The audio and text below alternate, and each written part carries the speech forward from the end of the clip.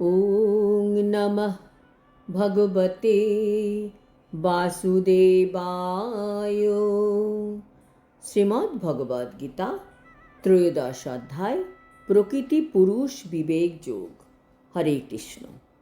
আজ আমরা প্রকৃতি পুরুষ বিবেক যোগের 15 নম্বর শ্লোকটি শুনব।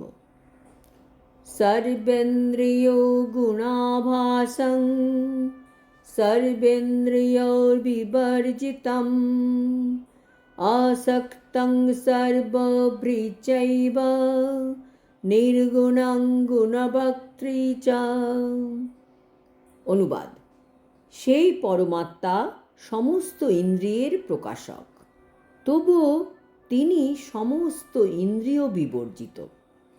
যদিও তিনি সকলের পালক, তবুও তিনি সম্পূর্ণ অনাসক্ত। তিনি প্রকৃতির গুণের অতীত, তবুও তিনি সমস্ত গুণের ঈশ্বর। তাৎপর্য: সমস্ত ইন্দ্রিয়ের প্রকাশক, তবুও তিনি ইন্দ্রিয় বিবর্জিত। আমাদের যেমন ইন্দ্রিয়ের প্রকৃতি, ভগবানের প্রকৃতি সেরকম নয়। ভগবানেরও ইন্দ্রিয় আছে, তবে সেগুলি চিন্ময় ইন্দ্রিয়। মনে প্রশ্ন আসতে পারে, ভগবানের ইন্দ্রিয় যখন চিন্ময়, তখন ভগবানের অংশ জীবাত্মার ইন্দ্রিয় কেন চিন্ময় নয়? এই রকম প্রশ্ন আমাদের মনে আসতেই পারে। অ্যাকচুয়ালি জীবাত্মার ইন্দ্রিয় চিন্ময়, কিন্তু সেই জীবাত্মা প্রকৃতির মধ্যে প্রবেশ করে জড় জগতের এই 3 গুণের দ্বারা তারা আবদ্ধ হয়ে পড়ে। তখন সে নিজের আসল স্বরূপকে ভুলে গিয়ে নিজের দেহটিকে তার স্বরূপ বলে মনে করে। তখন তার চিন্ময় ইন্দ্রিয়গুলি জড় গুণের দ্বারা কভার হয়ে যায়। আয়নায় যখন ধুলো পড়ে, তখন সেই আয়না দিয়ে নিজের মুখ ভালো করে দেখা যায় না। সেই রকম আমাদের এই চিন্ময় ইন্দ্রিয়গুলি এই সব জড় জাগতিক গুণের দ্বারা আচ্ছাদিত হয়ে গেছে। তার ফলে আমাদের ইন্দ্রিয়গুলি জড় বিষয় দ্বারা চালিত হয়। কৃষ্ণের কিন্তু তা হয় না।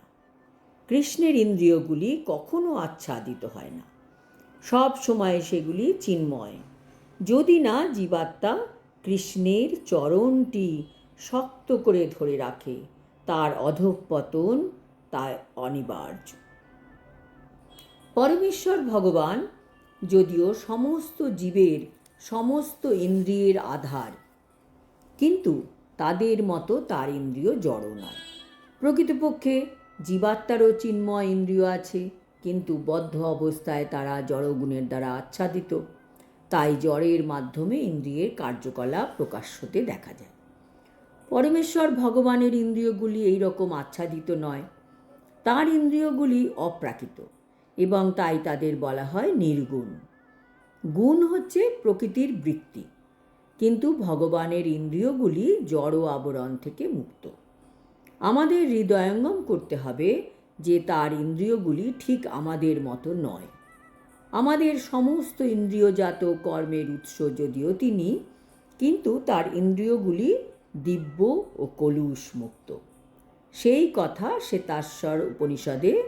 শ্বেতাশ্বতর উপনিষদে বলা আছে।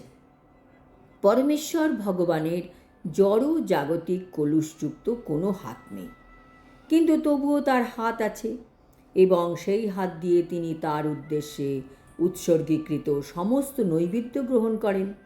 এটি বদ্ধ জীবাত্মা ও পরমাত্মার মধ্যে পার্থক্য।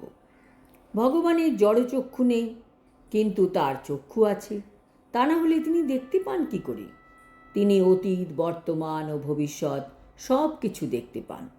তিনি সমস্ত জীবের হৃদয়ে বিরাজ করেন এবং অতীতে আমরা কি করেছি, এখন আমরা কি করছি এবং আমাদের ভবিষ্যতে কি হবে, তা সবই তিনি জানেন। ভগবদ্গীতাতেও সেই কথা প্রতিপন্ন হয়েছে। তিনি সব কিছু জানেন, কিন্তু তাকে কেউ জানে না।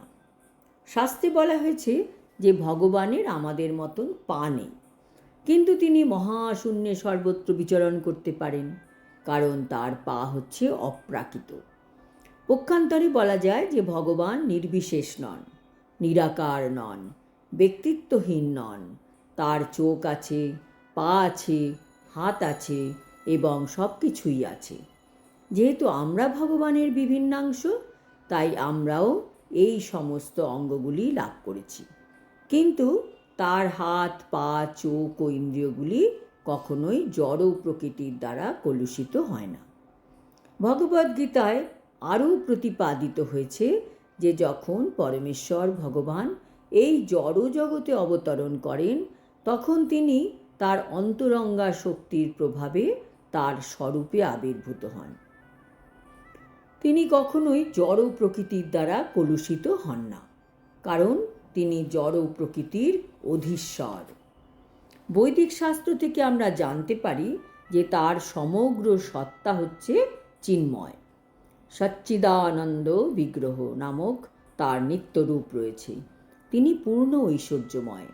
তিনি সমস্ত সম্পদের মালিক এবং সমস্ত শক্তির অধীশ্বর।